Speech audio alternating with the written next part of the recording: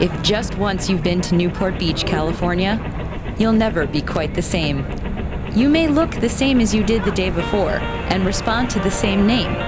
You may bustle about the street and shop, or play in the waves or on the pier.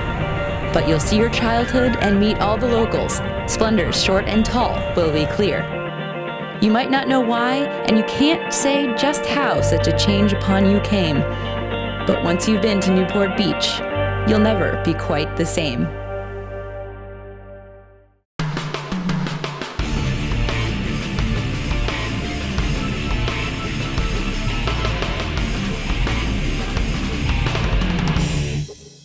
Hi, I'm Dobbs Davis here for T2P TV. We're in Newport Beach, California for the 46th annual Governor's Cup Regatta at Balboa Yacht Club. This is a breeding ground for America's Cup talent, and we got a chance to talk to Tom Eamon earlier, who's an amazing America's Cup veteran himself, about the significance of this event. Clearly, the Governor's Cup, like the Congressional Cup, has been heretofore a pathway into bigger and better things in our sport. And if they study hard and work hard, go to the gym, and keep practicing the craft, you know, they could be sailors, they could be designers, shore team members, administrators, because the America's Cup is the pinnacle of our sport, and it's a cool deal. We're out on the water here in day 4 of action in the Governor's Cup. Entering from the left, Mission Bay Yacht Club is coming in. They're up against the Royal New Zealand Yacht Squadron, Dave Hazard and his team in boat number 3. 45 seconds to go. Dave Hazard is leading back from the Royal New Zealand Yacht Squadron. He's being chased by Scott Hoffman.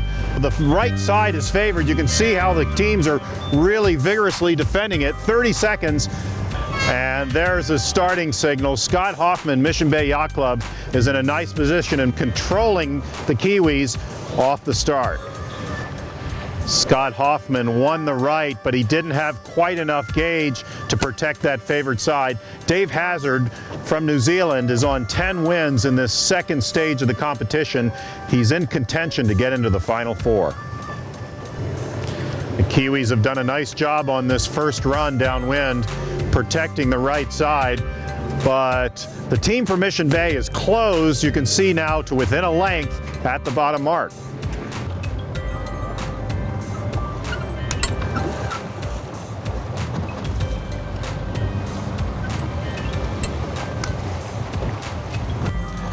Well, with the Kiwis winning their match and going to 11 points, we're watching a battle of Australians here. Sam Gilmore, match race legend Peter Gilmore's son, has taken the lead over Jordan Reese on this first downwind run of their match. They're coming around the bottom mark now, but only a boat length separates this pair. Ryan Davidson from the Balboa Yacht Club just entering over the signal boat. He's up against the Kiwis, who won their last match in this last flight of the second stage. With under a minute and a half to go, the Kiwis are keen to lead back.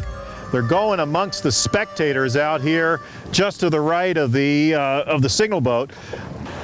Ryan Davidson, having done a wonderful job here 30 seconds ago, he's locked out the Kiwis from the signal end. This is the favored side to start. Kiwis just able to sneak the bow in at the signal boat, but Ryan Davidson is off to a great start. Ryan Davidson took the left, found more pressure, changed the lead on the first beat. Now he's taken the match back into control by 4 lengths. In the Silver Fleet round, here's a dial-up. Mike Madigan, Newport Harbor Yacht Club, has lost a little bit on this first leg of their race against Will Holtz from Chicago Yacht Club, but now they're on their final approach as they tack to their first mark. Coming from Chicago, it's been really fun. It's a really fun youth event. We're sailing against guys from Australia and New Zealand, and it's been really competitive, actually. I wouldn't be shocked if all these guys did really well at all the Chicago Grade 3 events that we have. I love match racing. I think match racing is probably my favorite type of sailing, and then team racing and fleet racing. But match racing is the most exciting, it's the most addicting, it's the best kind. First match of the semifinals, Ashlyn Roslin from the Cruising Yacht Club of Australia, boat number 8, entering from the left. The wind's up a little bit now, so these pre-starts are going to be much more interesting. And taking a little bit of a chance here, going backwards, boat number 8. Still with good control, but not with right of way. So in match racing, you've got to be able to go backwards as well as forwards. Pre-start circles, 1 minute, 45 seconds to go. Lots of spectators out here too. Ashlyn Roslin pushing Hazard. Hazard, oh, very close contact there. We'll see if the umpire saw that. And they did. Yellow flag. Just seconds to go to the start. Royal New Zealand Yacht Squadron off to a tough start. They won the pin end. Dave Hazard has early control of this match. Look at this. The Cruising Yacht Club of Australia right back in this match has taken the lead back. The Kiwis have to stay away from the mark. This is a huge lead change. Dave Hazard and his Kiwi teams are trying valiantly to close the gap on the Australians. This match is far from over after 1 lap. I'll tell you, this is amazing. The Kiwis had an awesome mark rounding and are bow out to leeward, challenging the Australians. The Australians trying to live to windward. Remember, the Kiwis have a penalty turn to do before they finish this match. Brooklyn is just playing with the Kiwis here. They're beyond ley line. He's been able to live to windward of them. That's just a remarkable display. Ashlyn Brooklyn done an amazing job here. Masterful displays, having to make the Kiwis tack away. They couldn't even lay from overstanding. They've now doubled their lead. In the consolation round, the matches to determine 5th through 8th place, Sam Gilmore did a great job. He pushed Balboa Yacht Club team over to the left. The Balboa Yacht Club team has done something wrong. We didn't see the incident, unfortunately, but they got a penalty from the umpires. Now they're taking them well beyond the mark. Oh, a fake jibe. Mission Bay Yacht Club on the ropes now. They've got to keep clear to windward. The Australians threw them a luff. Green flag from the umpires. They're still in a position to roll over Sam Gilmore and his team, and there they go. Can they keep clear? Yankee flag. We'll see what the umpires say. They say green. So this could be another turnaround with not a lot left in this match, but Mission Bay Yacht Club still has a penalty to do. And here they come back. Port starboard. Australians, oh, no overlap is the call. This comes down to teamwork. Well, this is going to be my 3rd Govs Cup. The competition's a lot higher than the last 2 years, so it's going to be really tight racing today. There's a big tiebreak at the top of the leaderboard, so we have to go out there and perform today. Our strengths of the team is obviously our match racing experience, so we've got to try and use that to our advantage in the pre-starts and around the track, trying to take guys to ley lines and really play the game that way rather than our speed. Straight line speed's not our friend at the moment, but hopefully we'll build on that today. So Scott Kaufman and his Mission Bay Yacht Club team were unable to take their penalty term in time, but here we're watching action from the Silver Fleet.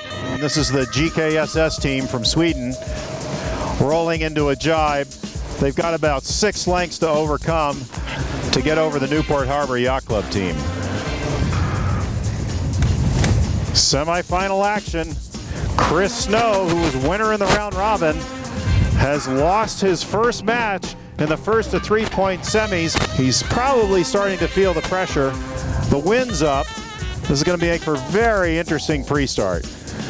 Tim Coltman, Royal Port Nicholson Yacht Club from Australia. He was chosen by Chris Snow to be in this series. He's doing a good job right now. This is their 2nd dial-up with only minutes to go.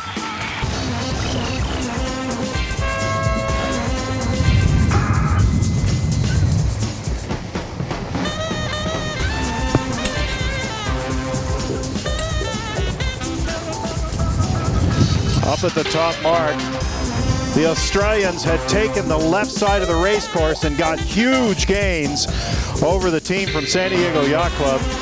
So Chris Snow and his team here with about a 5-length deficit have to make this up for this match not to go to 2-0 in the semifinals. Jordan Reese just barely ahead. He won the first match. They are only racing to 2 points in their race for 7th place. Oh no, slip on the foredeck. They don't stop working though.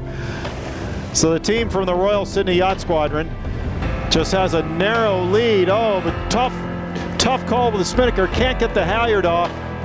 This will give an opportunity for the Mission Bay team to bring it back in and get back into this series.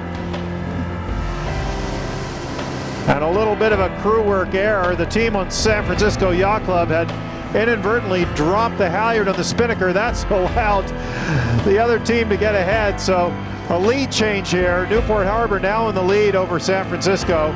But look at them, they have to come up to try to defend because the team from SFYC is on the attack. They've still got one more lap to go. They want to try to get into their first bottom mark rounding.